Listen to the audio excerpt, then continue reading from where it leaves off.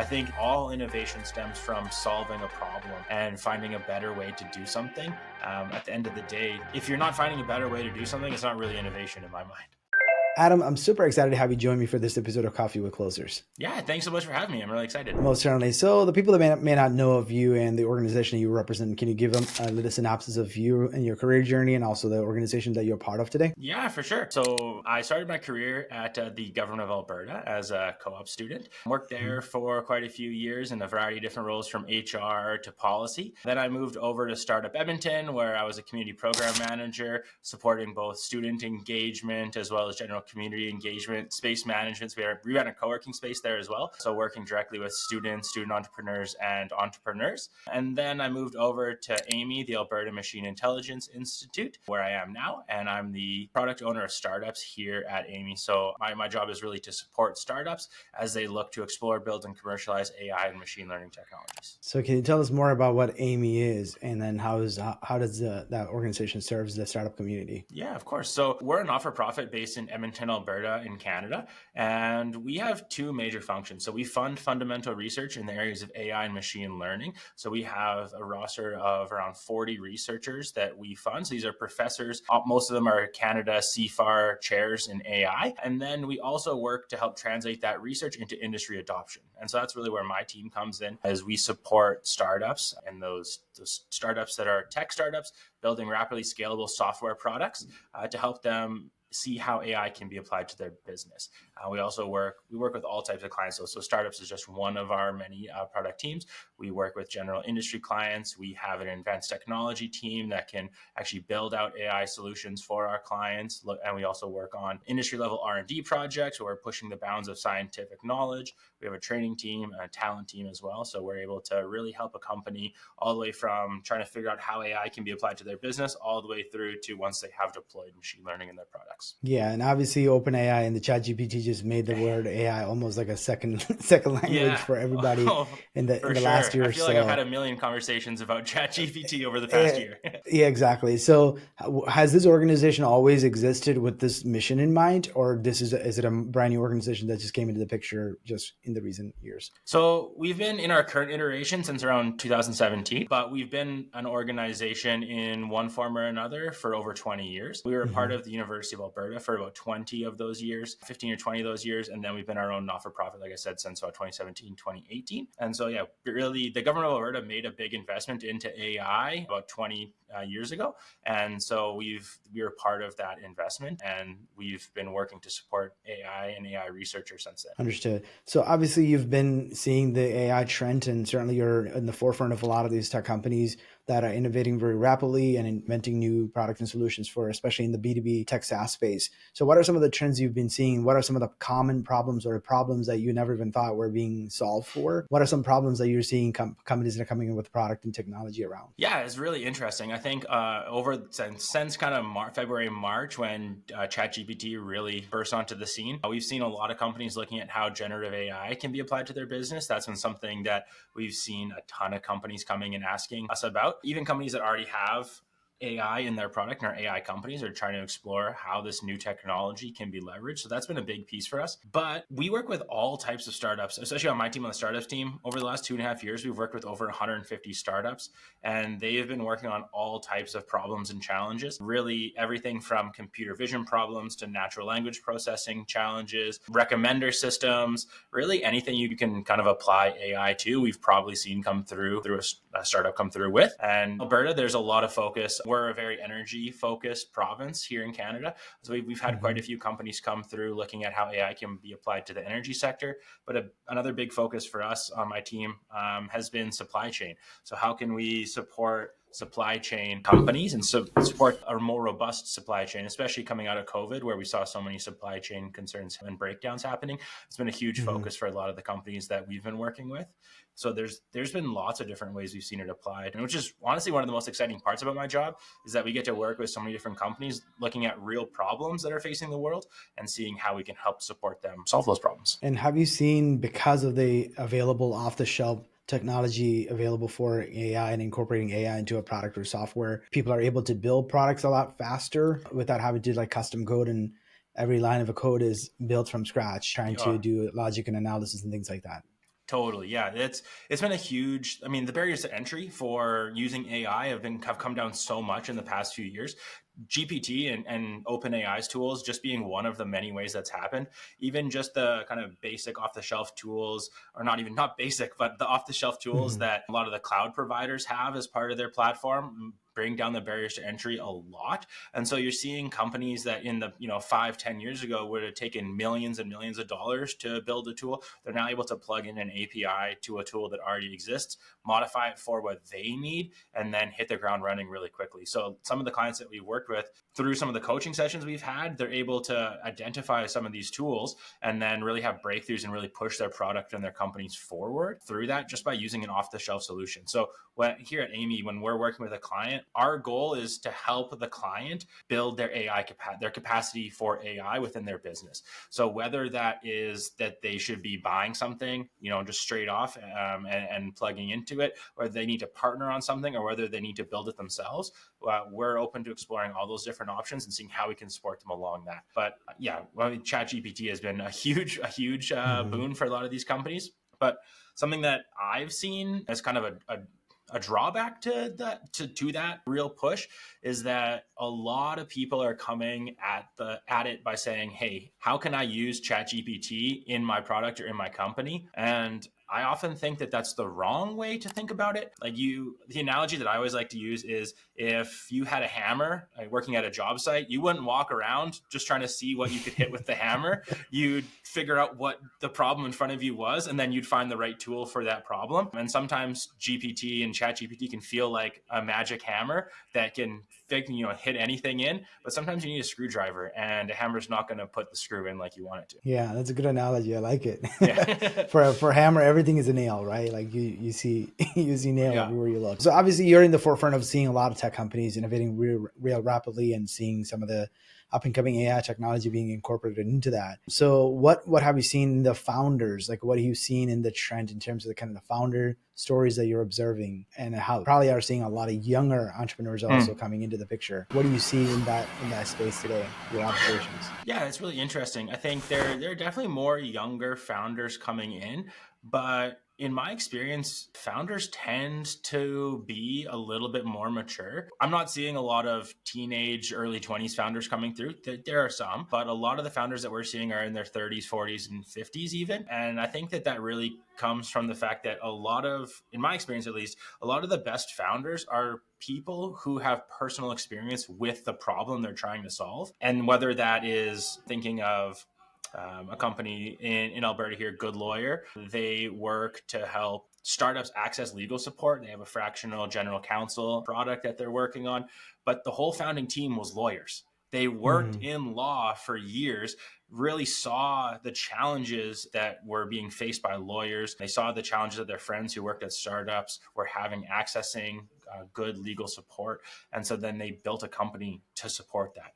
And I've seen that through many different founders. And like the most successful founders that I've seen are the ones who have personal experience with the problem they're trying to solve. And oftentimes that takes having some life experience, having some real world experience working and seeing the challenges firsthand, and then knowing not only what the problem is really well, but also having that network that you can tap into to help solve them. Yeah, and in terms of kind of helping these entrepreneurs, obviously you have a lot of training and coaching and different programs. What kind of environment have you seen to help these founders find the support that they need beyond just like, we will teach you how to go, we'll have the research support or whatnot? What are some of the things that you've seen that really helps accelerate these founders to get to product market fit and success rapidly? Yeah, I think there's a lot of pieces. So having access to really good mentors and having access to the right mentor at the right time is a crucial piece. And oftentimes that's not someone who is 20 steps ahead of you. It's someone who's 1 or 2 steps ahead of you. And being able to tie into that person is really beneficial. So especially, I mean, a lot of my work at Startup Edmonton before AIME was supporting student entrepreneurs.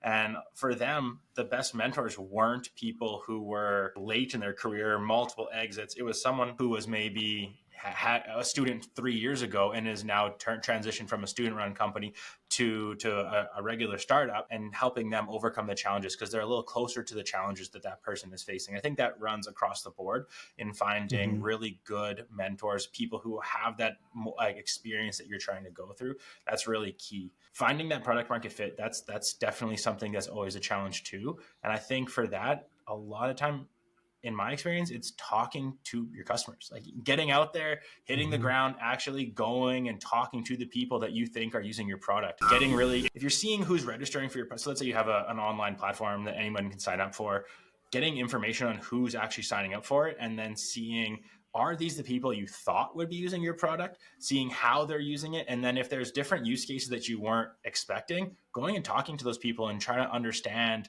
why, how they found you, what they're using it for, what their use case is. Because it might be that there's an actual customer demographic that you didn't even think about that your product is perfect. It might be that the person you thought you were building your product for doesn't need it and someone else really does. So really fully understanding your customer, what their needs are, who that person is, and how they're using your product and why they're using your product. I think that's going to be really crucial when it comes to finding that product market fit. And then not being so attached to what you've built that you're not willing to make changes. If you're seeing that something that you've built isn't being utilized or is being utilized in a way that isn't productive, being able to kill something, to change it, to adapt and pivot, that's what's really going to help set apart like a good company from a great company, and help companies and startups specifically find that product market fit early on. I think really, really listening to your customers, being obsessed with your customers is what's really going to help set a lot of early stage startups apart. Yeah.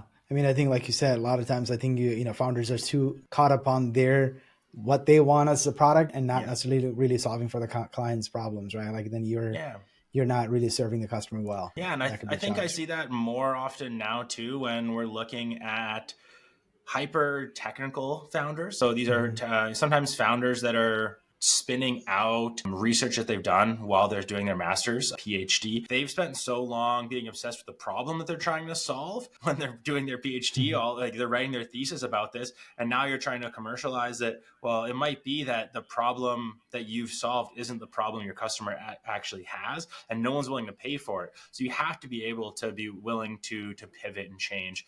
Otherwise, you could build the perfect mousetrap and people don't want it. And so I think that's a real key part to a successful founder. Yeah, obviously you said you're about 120 some companies you guys coached through in the last year alone, since the ChatGPT came into the market. So what are some of the problems that you saw that aren't being solved or are being overlooked that you're like, man, there's a product idea right here? Have you seen some of those in your observation?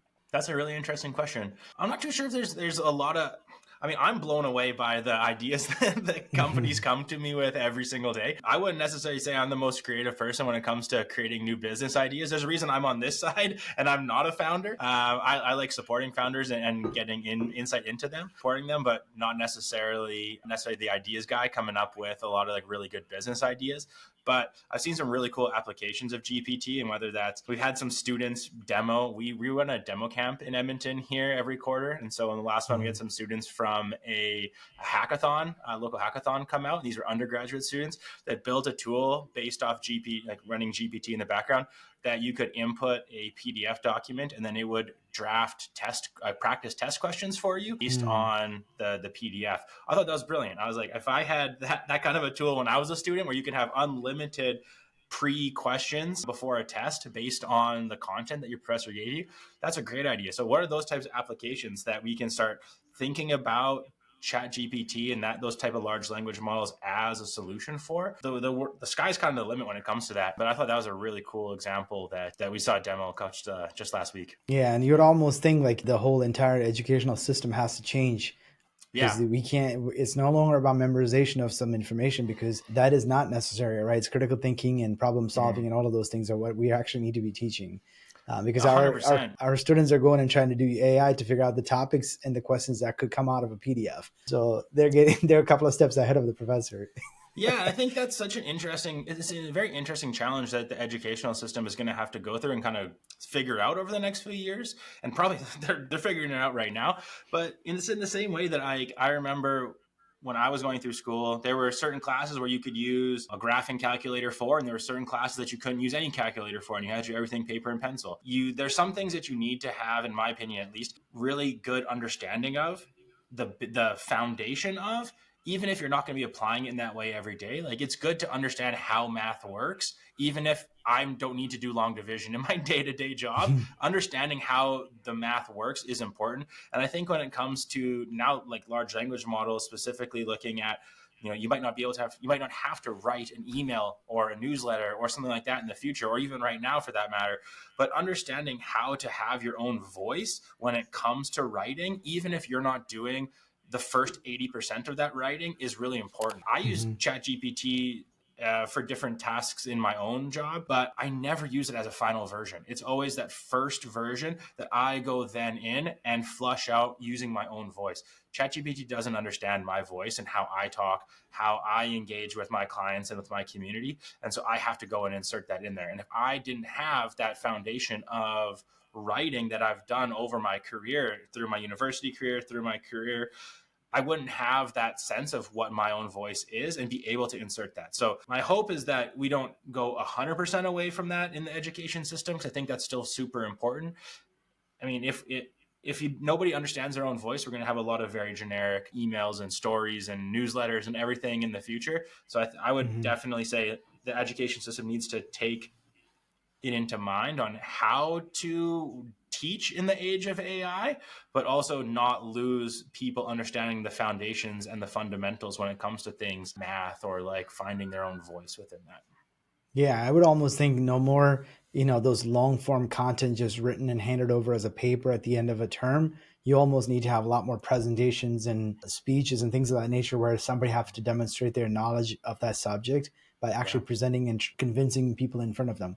By doing so, then you can verify this isn't some ChatGPT prompt response that they just used gave it back to the professor. Yeah, we're having a conversation like this, right? I mean, we're not working off of a script. We're not checking ChatGPT in the background to come up with answers. We're having a back and forth. And I think having the ability to have a conversation with someone is super important too. And there's a lot of ways that our brains work in a live conversation that is very different from a written essay.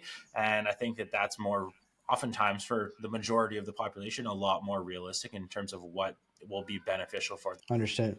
So you have this organization, you're helping a lot of startup founders, and certainly there's a lot of those tech companies coming into the market. Tell me a little bit about how, or existing companies, how can they become more innovative and start thinking about how to have competitive advantage by investing into leveraging AI or some sort of a technology to enable their company to perform and do their service offering or product better? I think number one is just being open to change. There's a lot of companies, there's a lot of industries out there that are resistant to change, and that's a challenge. I think something that I hear a lot is that AI is not just a sector, but it's the future of all sectors. And so when we're thinking about AI and technology, how we do business now is different than how we did business 5 years ago, 10 years ago, and it's going to be even more different probably in 5 years into the future.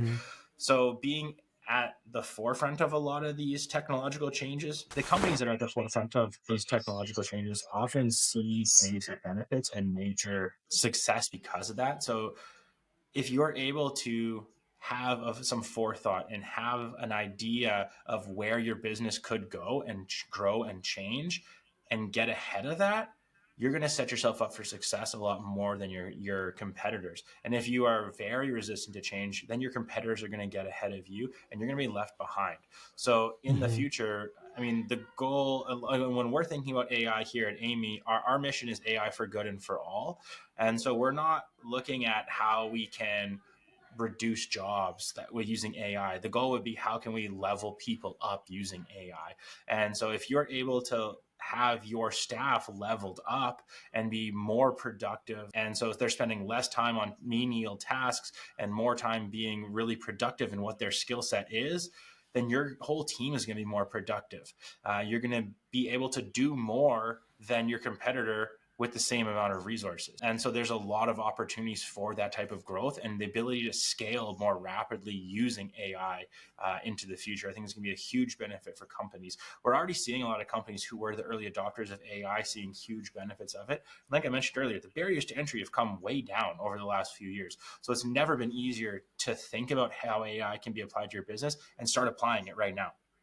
There's lots of tools out there that already exist for individuals to improve their own workflows, their own processes, like GPT, like OpenAI's tools help with writing. They can help people with code, but there are hundreds or thousands of AI tools out there that individuals and companies can leverage. I mean, even simple things like your Gmail. If you use Gmail, your Gmail account that sorts it into your main inbox, your social, and your promotions. That's using machine learning to look at your email, so you're not having to sort through every email that comes in. You only need to look at the ones that are actually important.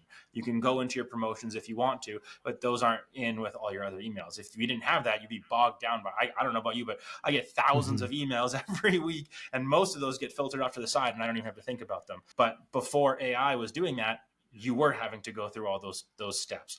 So what is that version for you and your business? How can you leverage AI to make yourself more efficient? It's really going to help a lot of companies along that scaling journey and stay ahead of the competition for sure. Yeah. And I do think, like you were talking about, I think there needs to be another AI company that comes along that would make email skip the promotional inbox and put it into a main inbox, because that's certainly a marketer's problem today, because these inboxes are getting super smart, and then it knows if it has unsubscribe link in the bottom and it has, the same type of a email body and everything else, right? It can actually start to detect that it's actually a marketing email and not necessarily like a personal one-to-one. So there's probably a product idea somewhere to build something to skip the promotional inbox. Yeah. It's a benefit. What's a benefit for one person is a challenge for somebody else, right? Yeah, the marketers are probably scratching their head like, oh, that sucks, because we're not getting our deliverability to improve. Yeah, that open rate's going way down. Yeah, actually, it certainly is happening across the board. There's no doubt. And I think come February, there's a lot more push toward increasing the one-click unsubscribe buttons and all of those things placed into emails as well. So I don't know if you've heard about some of those changes that Google and Yahoo is pushing out.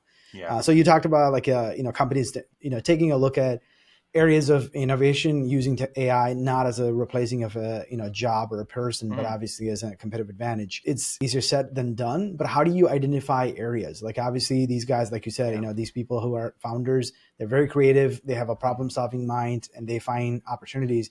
But it's not oftentimes when you're in the weeds every day, you're just doing the same job, to say, okay, how can this be improved or eliminated completely by using AI? How do you start to think that way as business people, not just as founders within the organization, to encourage innovation, or at least to start thinking of ways to do a job better using technology? Yeah. So we help companies and my team helps startups do that through our machine learning exploration program that we run specifically to help startups identify areas where AI can be applied to their business. And so how we do it is we get them to think about their business, and there's kind of two major points.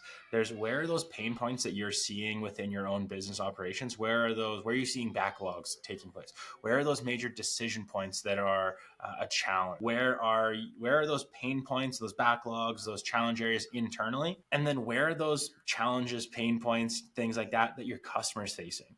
And so those are often the two areas that we see our clients looking at. And starting with that, and starting with where those pain points are, that's usually the best areas for AI to be applied. Where are you finding you're spending a lot of time that's not as productive as you would like to be? Where are those decision points that are really hard to make? AI and machine learning at the end of the day is a prediction machine. It's making a prediction. It's taking in data and it's looking at that data, that new data. It's looking at it and comparing it to past data and saying, based on what I know, based on what is in front of me right now, this is my prediction. So for example, like on Netflix, when you watched a bunch of shows on Netflix, it's looking at you and it's saying, okay, based on this person, this is their viewing history. They're similar to all these other people out there that also watch Netflix, but everybody else has watched, 80% of these other people have watched show A, but they haven't. So I'm going to recommend them show A because I think that they would like it because they're similar to other people. Mhm. That's all that machine learning is at the end of the day. It's making a prediction for you. So if there's those decision points in your business processes that could be sped up or potentially made more accurate through an AI tool, those are really great opportunities for founders to look for and identify. And we help them think about that and then prioritize and evaluate those in order to see where should they be putting their focus in when they're looking at the end of the day.